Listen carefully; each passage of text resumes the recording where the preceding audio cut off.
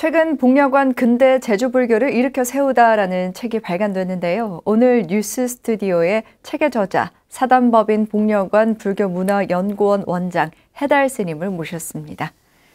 스님 안녕하세요. 안녕하세요. 네, 복려관 근대 제주불교를 일으켜 세우다라는 네. 책, 어떤 책인지 설명 좀 부탁드리겠습니다. 네, 근대 제주불교를 일으켜 세운 복려관 스님의 생애는 그동안 왜곡이 되어 왔습니다.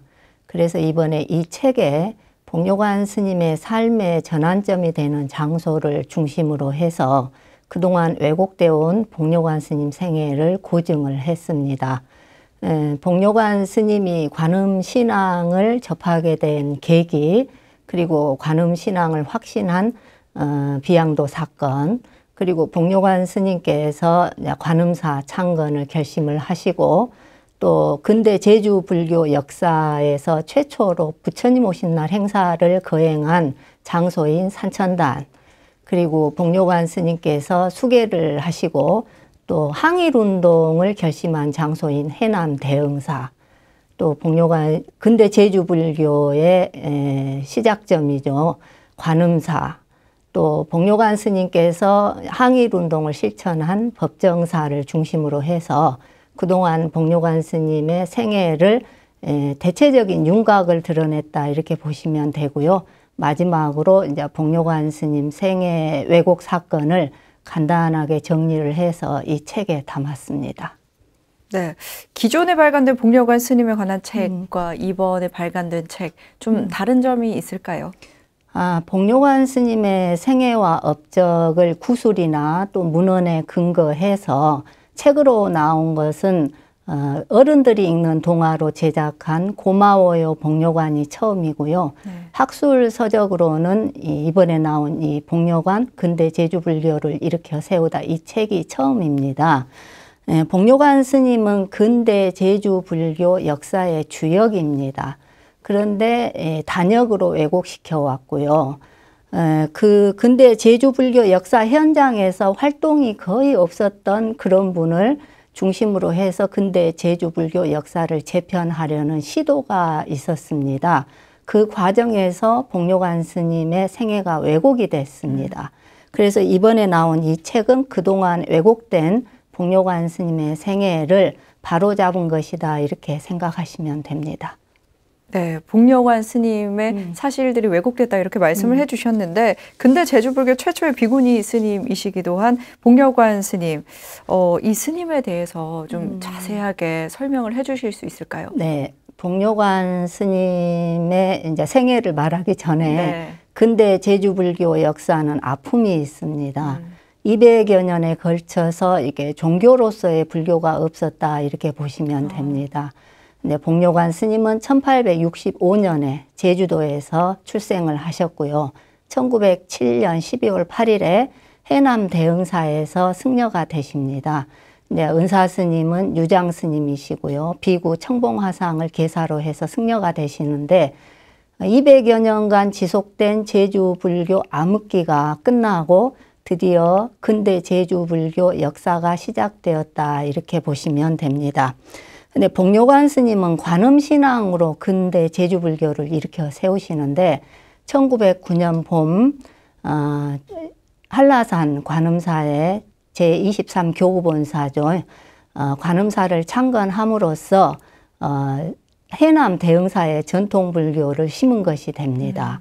그리고 1911년에는 항일운동 하시는 분들의 은신처로 법정사를 창건을 해서 1918년 법정사 항일운동을 견인시키십니다.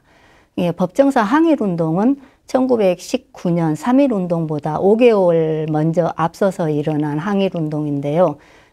내 나라를 되찾겠다는 제주도민의 항일운동입니다. 네. 1926년도에는 제주불교 소녀단과 제주불교 부인회를 창립을 합니다. 그래서 신여성운동에 앞장을 서십니다. 그리고 복려관 스님은 역사적 가치가 있는 사찰은 중창을 하시고요. 네. 포교 요충지에는 포교당을 창건을 합니다. 네. 이렇게 해가지고 23교구본사인 한라산 관음사를 중심으로 해서 동서남북과 감방에 10여 개의 사찰과 포교당을 창건을 해서 근대 제주 불교를 일으켜 세우십니다. 그러니까 복료관 스님에게는 많은 수식어가 있는데요. 네. 근대 제주 불교 최초 비구니, 네. 그리고 근대 제주 불교 역사를 일으켜 세워서 중흥시킨 중흥조, 네. 또 신여성 운동의 앞장선 여성 리더, 또 제주 여성 항일 운동가로 유명하신 최정숙, 또 고수선, 강평국 여사보다도 먼저 항일 운동을 한 여성 항일 운동가입니다. 스님께서는 복료관 스님에 대해서 꾸준히 연구를 하시고 또 계속해서 논문과 책을 쓰고 계신데요. 네. 복료관 스님에 대해 관심을 가지게 된 그 계기도 좀 궁금해집니다. 2017년도 제주도에서 세미나가 열렸습니다. 그때 제가 이제 거기에 참석을 하게 됐어요. 복료관 스님의 입적지를 갑자기 아무런 근거 문헌 제시도 없이 산천단 소림사로 바꿔버리는 거예요. 근데 그동안에 복료관 스님 입적지는 관음사가 확실하게 돼 있었고 또 모든 문헌들도 관음사를 말하고 있었습니다. 제가 그분의 연구 결과물하고 근대 제주불교 연구 결과물을 전부 이제 제가 찾아서 교차 검증을 하는 과정에서 이 어떤 인물을 중심으로 해서 제주 근대 불교가 이렇게 재편을 시도한다는 걸 감지할 수가 있었습니다. 그러니까 이제 복료관 스님의 생애 왜곡 사건이 제가 복료관 스님 연구에 임하게 된 결정적 계기가 된 것입니다. 네. 올해가 복료관 스님 탄신 156주년이자 열반 83주기입니다. 복료관 스님의 정신을 선양하는 사업 준비하고 계신 걸로 알고 있는데요. 네, 이제 그동안에는 이제 복료관 스님을 이렇게 세상에 드러내기가 그렇게 쉽지만은 않았습니다. 이제 그동안 왜곡되어 온 지가 한 20년에 가깝게 왜곡이 되어 왔고, 이제 올해는 복료관 스님께서 항일 운동 하시는 분의 은신처로 창건하신 법정사하고 1918년 봉기한 법정사 항일운동을 거기에 역점을 두고 연구를 하려고 지금 하고 있고요. 지금 법정사 항일운동 관련 연구 결과물도 일부 왜곡이 심합니다. 그래서 지금 제가 이제 구술 체록과 근거 문헌을 찾는 것이 어느 정도 수준에 다다랐기 때문에 이제 이번에 교차 검증을 거치면 객관적인 사실이 드러나지 않을까 그렇게 기대해 봅니다. 네. 스님께서는 국립대만사범대학교에서 박사학위 받으시고 또 한국과 일본에서 연구활동 이어오고 있는데요. 앞으로는 또 어떤 연구를 하실지 어떤 계획이 있으신지 궁금합니다. 근데 이번에 나온 책은 대체적인 윤곽이 드러난 겁니다. 복료관 스님의 대체적인 이게 생애의 대체적인 윤곽이 드러난 것이고 앞으로는 상세한 복료관 스님의 이제 생애를 연구해서 내놓는 게 우선이고요. 이제 이어서 이제 복료관 스님 다큐를 제작하려고 지금 기획 중에 있습니다.